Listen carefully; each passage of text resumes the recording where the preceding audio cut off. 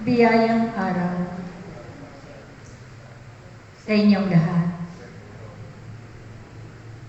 Naway magkaisa kayong lahat na magbigayan ng kapayapaan.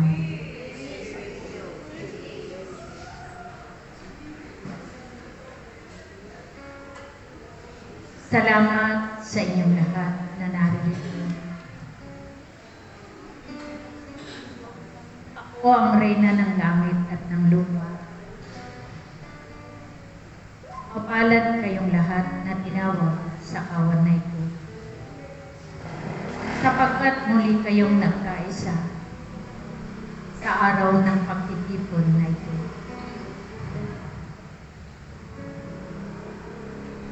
Pinuksan niyo ang inyong mga puso sa pagkatok ng Diyos sa inyong mga buhay. Ito ang araw na muli kayong mangangako sa Diyos upang Siya ay inyong paglingkuran habang kayo'y nabubuhay. Nawa ang bawat isa sa inyo na nangako sa Diyos, nawa ito ay inyong sundin. Sumunod kayo sa Kanyang kalooban. At sa pagsunod ninyo sa kalooban ng Diyos, naway taglayin ninyo palagi ang pag-ibig na nagmumula sa Ama. Patuloy kayong magpatawaran sa inyong mga pagkakasala. Patawarin ninyo ang mga nagkasala sa inyo, sapagkat nung kayo'y binago ng Diyos, ay pinatawad na kayo sa inyong mga kasalanan. Kaya nawa, magpatawad din kayo, sapagkat pinalaya na kayo ng Diyos sa inyong mga kasalanan. Kaya ito ang araw na napakahalaga, sapagkat kayong muli ay naririto sa araw ng tipanan ninyo sa Diyos. Ito ang araw na nangako kayo sa Diyos na Siya'y paglilingkuran ninyo habang kayo'y nabubuhay, at ito'y papalitan niya ng gantimpala na nagmumula sa Ama. Kaya ang nais ng Ama sa bawat isa sa inyo, naway magmahalan kayo, magkaisa kayo, at patuloy na gampanan ninyo ang inyong mga tungkulin na iniatang ng Diyos para sa inyong lahat.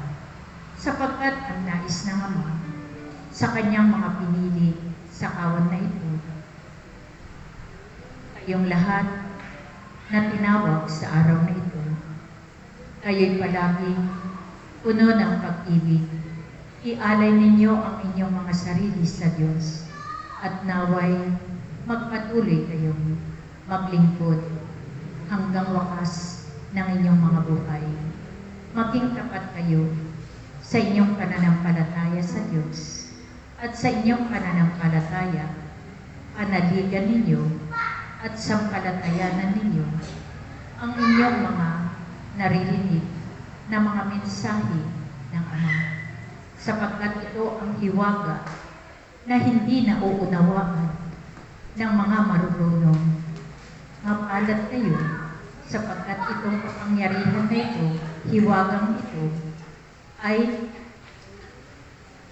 pinigay ng Diyos na maunawaan ninyong lahat. Kaya magpasalamat kayo sa Diyos, magpuri, magpasalamat, at sambahin ang Kanyang pangalan. Salamat sa inyong lahat. Naway manatili kayong nag-iibigan, manatili kayong naglilingkod sa Kanya, upang makamit ninyo ang pangako ng Diyos na kaligtasan at buhay na walang hanggan. Salamat sa inyong lahat. Humayo kayo at umuwi kayo ng may kapayapaan sa inyong mga tahanan. Salamat sa inyong lahat.